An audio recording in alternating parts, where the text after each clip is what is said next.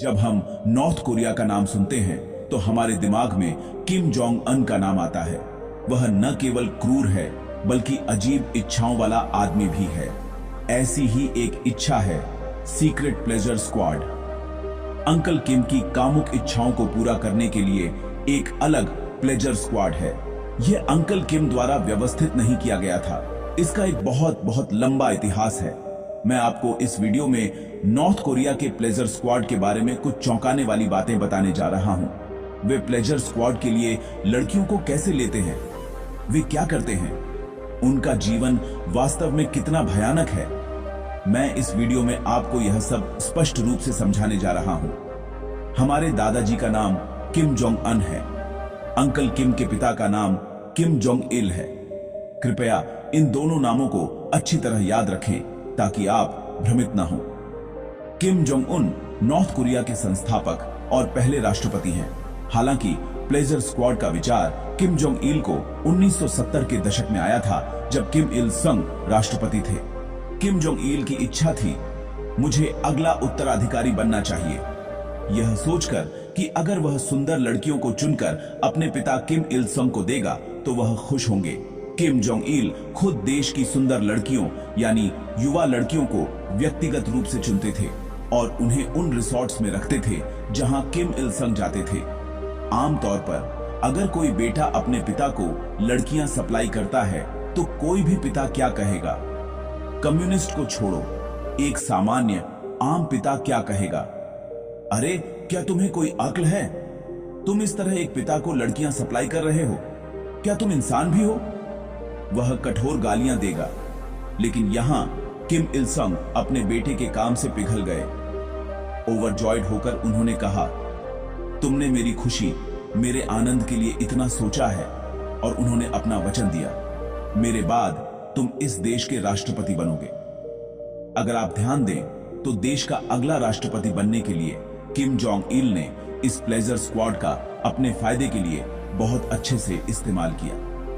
1983 में Kim Jong Il के लिए जॉय स्क्वाड को आधिकारिक तौर पर स्थापित किया गया था।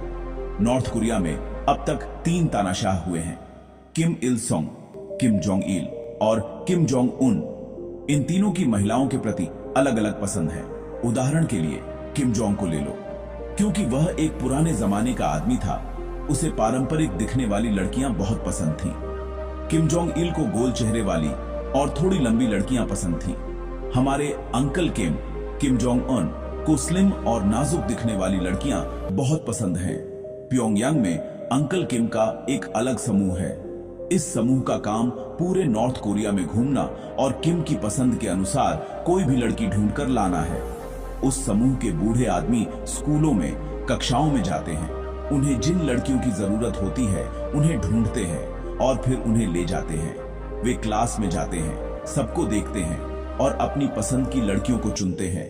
मतलब क्या यह लड़की अच्छी है या नहीं, क्या हमें यह लड़की पसंद आई या नहीं, और उन्हें ले जाते हैं। एक बार जब उन्हें सभी लड़कियां मिल जाती हैं जिनकी उन्हें जरूरत होती है तो वे सबसे पहले लड़की की फैमिली स्टेटस चेक करते हैं। अगर लड़की किसी राजनीतिक बैकग्राउंड से है तो वे लड़की को घर वापस भेज देते हैं, और इसी तरह अगर लड़की के किसी भी रिश्तेदार साउथ कोरिया या किसी अन्य देश में हैं तो वे उस लड़की को भी वापस भेज देते हैं। तो पहली चीज जो वे यहाँ करते हैं वह है एक बैकग्राउंड चेकअप। एक बार यह बैकग्राउंड चेकअप खत्म हो जाने के बाद अगला कदम एक फिजिकल एग्जामिनेशन होता है। वे केवल 14 से 15 साल की उम्र की लड़कियों को चुनते हैं। उन्हें चुनने के बाद वे उन्हें मेडिकल एग्जामिनेशन के लिए भेजते हैं। वे जांचते हैं कि वे वर्जिन्स हैं या नहीं। अगर वे वर्जिन्स हैं तो वे पास हो जाती हैं। अगर वे वर्जिन्स नहीं हैं तो उन्हें घर वापस भेज दिया जाता है। और एक आखिरी और फाइनल स्टेप एक और मेडिकल एग्जामिनेशन है। मतलब वे उनके शरीर की जांच करते हैं। उनके शरीर पर किसी भी तरह के निशान नहीं होने चाहिए, एक भी निशान नहीं होना चाहिए। अगर कोई निशान है तो उन्हें घर वापस भेज दिया जाता है। वे केवल अंत में उन लड़कियों को चुनते हैं जो बिना किसी निशान के साफ सुथरी होती हैं। यह पूरी प्रक्रिया बहुत कॉम्प्लिकेटेड और बहुत डिफिकल्ट है। कई लोगों में से वे केवल कुछ को ही चुनते हैं। उन्हें इस तरह चुनने के बाद उन्हें प्योंगयांग भेजा जाता है। वहां जाने के बाद उन्हें एक कमरे में रखा जाता है और ब्रेन वॉश किया जाता है। देखो, वे उन्हें यह विश्वास दिलाने के लिए ब्रेन वॉश करते हैं कि वे कोई महान पवित्र काम करने जा रही हैं। यह सब खत्म होने के बाद उन्हें अलग अलग डिवीजनों में भेजा जाता है। ये अलग अलग डिवीजन कैसे हैं? सबसे पहले आता है मसाज डिवीजन। इस डिवीजन में वे लड़कियों को मसाज कैसे करें इसकी ट्रेनिंग देते हैं। वे उन्हें पूरी ट्रेनिंग देते हैं कि किम को अच्छा मसाज कैसे दें। और एक और बात यह है कि वे एक लड़की से पूरे शरीर की मालिश नहीं करवाते हैं। वे एक लड़की को एक हिस्सा सौंपते हैं। उदाहरण के लिए, वे एक लड़की को केवल हाथ की मालिश तक सिखाते हैं। उस लड़की का काम केवल हाथ की मालिश करना होता है। वे उसे उस मालिश को कैसे करना है इसकी पूरी ट्रेनिंग देते हैं। किसी को पैर, किसी को कंधा, किसी को कमर। इस तरह वे हर लड़की को एक अलग हिस्सा देते हैं और उसे मालिश कैसे करनी है इसकी स्पष्ट ट्रेनिंग देते हैं। और दूसरा डिवीजन है सिंगिंग एंड डांसिंग। इस डिवीजन की लड़कियों को अंकल किम को खुश करने के लिए गाने गाने और डांस करना चाहिए, तो वे उन्हें इसके लिए पूरी ट्रेनिंग देते हैं।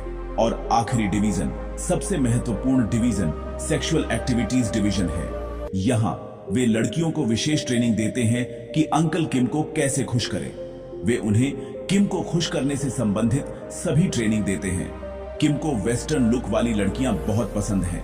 यहां तक कि किम की पत्नी भी प्लेजर स्क्वाड की सदस्य थी। वह सिंगिंग एंड डांसिंग डिवीजन में थी। अगर आप इसके बारे में पूरी डिटेल्स जानना चाहते हैं तो कृपया कमेंट करें, मैं अगला वीडियो उस पर बनाऊंगा। और एक और बात यह है कि किसी भी इंसानियत वाले व्यक्ति के मन में यह संदेह आ सकता है, जब वे इन लड़कियों को ऐसे लेते हैं तो उनके माता पिता क्या कर रहे हैं? क्या वे विद्रोह नहीं करेंगे? लेकिन सच्चाई इतनी भयानक है कि वे सोचते हैं कि अगर उन्हें कहीं और जाकर खाने को मिल जाए तो बस इतना ही काफी है। वे इसे एक सुविधा भी मानते हैं। गरीबी ऐसी है कि अगर कोई इस प्लेजर स्क्वाड में शामिल हो रहा है तो उनके माता पिता बहुत उत्साहित हो जाते हैं। कैसे? ठीक वैसे ही जैसे हम उस रेंज में उत्साहित होते हैं जब हमारे घर से कोई बहन, छोटी बहन या बेटी किसी बड़ी कंपनी में काम करने जाती है।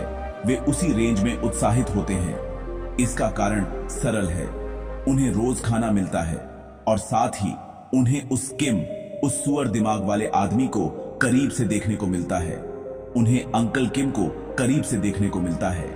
आपको बेहतर समझाने के लिए, अगर हमारे घर से कोई सेना में शामिल होता है तो हमें कितना गर्व महसूस होता है, उसी तरह अगर उनके घर से कोई प्लेजर स्क्वाड में शामिल होता है तो उन्हें भी उतना ही गर्व महसूस होता है।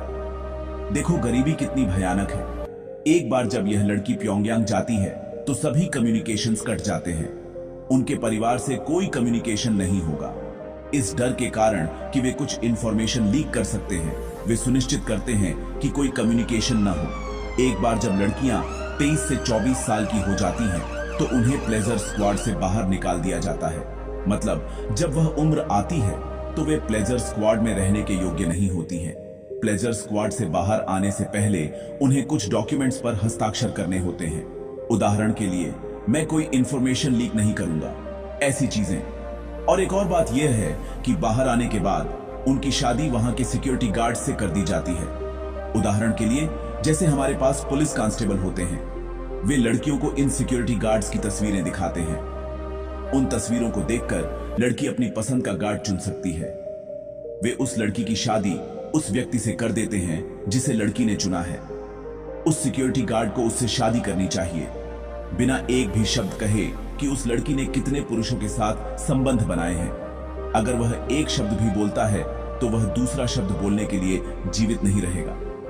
इन दिनों जब हम ह्यूमन राइट्स को प्राथमिकता देते हैं, अगर ऐसी चीजें अभी भी मौजूद हैं तो यह बहुत चौंकाने वाला है। एक और माइंड ब्लोइंग बात यह है, अगर आप यह सुनेंगे तो आपका सिर घूम जाएगा। वह क्या है? वे मानते हैं कि अगर किम और उसके पिता युवा लड़कियों के साथ हैं तो वे अमृता प्राप्त करेंगे। मतलब वे मानते हैं कि अगर वे छोटी लड़कियों के साथ सेक्स करते हैं तो उन्हें अमृता मिलेगी।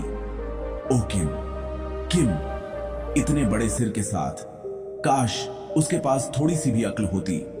ओह किम, लोगों में चाहे जितनी भी प्रतिभा हो, उन्हें बेकार के मंत्रों का जाप करके जीना पड़ता है। अगर वे विरोध करते हैं तो मौत ही एकमात्र परिणाम है। आज के लिए बस इतना ही। कृपया मेरे चैनल को सब्सक्राइब करें।